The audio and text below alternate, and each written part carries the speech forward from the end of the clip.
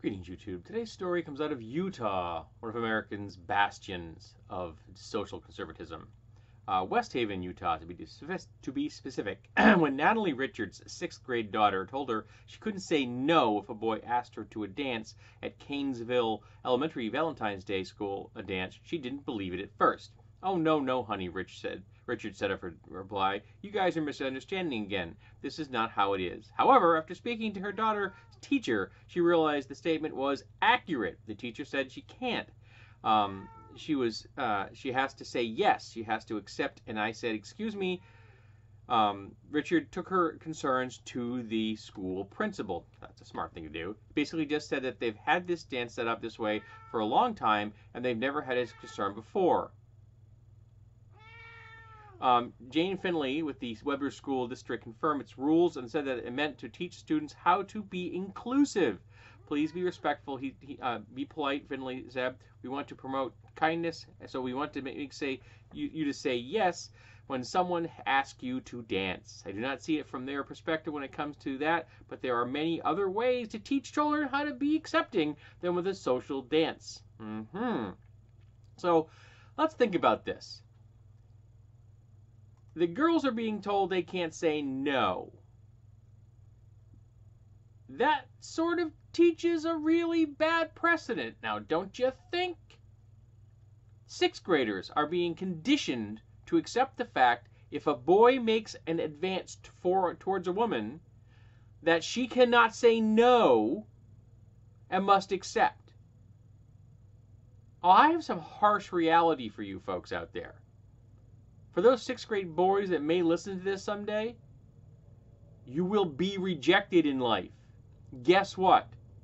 So will the 6th grade girls. Rejection is part of life. Get used to it. Come to understand that it isn't personal. Come to accept the fact that we don't always get what we want. But this policy says if you're a good boy and you want something, then you're going to get it. That's twisted. And that right there is a building block of the patriarchal structure of toxic masculinity, that boys are entitled to something from women. That you are entitled to their attention.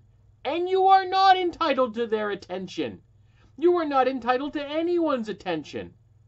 Nor are girls. It would be nice if you made an overture towards a person and they accepted your attention. But that isn't always going to be so. Get used to that concept. Accept it. Become comfortable with it. Don't take it personally. It's just a thing.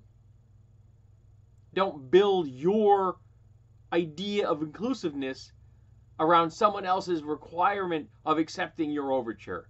That is not a healthy path to walk.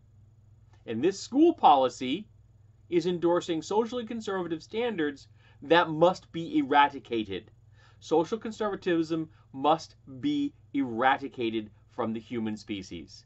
Until it is, we are going to have these types of building blocks helping to produce a worldview that is toxic.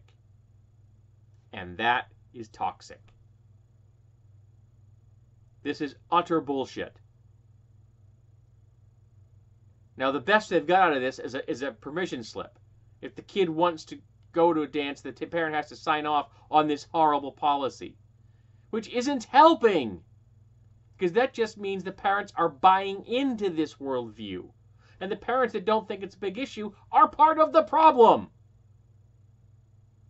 We've always done it this way. It's how we do it. The most dangerous concept in humanity. Well, let's question what we're doing. Let's look at why we're doing it. Let's discuss whether it's good that we're doing it. But nope, just keep forging ahead, because that's the way we've always done it. This isn't just turtles all the way down, folks. It's bullshit all the way down.